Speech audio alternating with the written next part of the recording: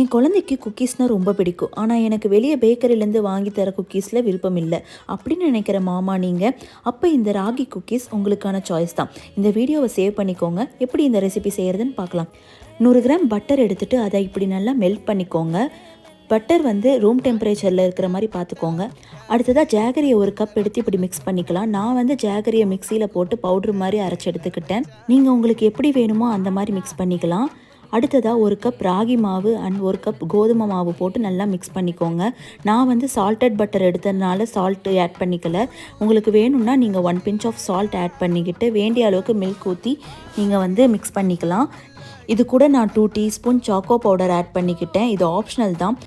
அதுக்கப்புறம் அந்த டோவை இந்த மாதிரி ரவுண்ட் ஷேப் பண்ணி 10 நிமிஷம் உப்பு போட்டு ப்ரீ ஹீட் பண்ண இந்த மாதிரி கடாயிலையோ இல்லை இட்லி பாத்திரத்துலையோ 30 to 40 மினிட்ஸ் லோ ஃப்ளேமில் வச்சு குக் பண்ணி எடுத்திங்கன்னா ராகி குக்கீஸ் ரெடி.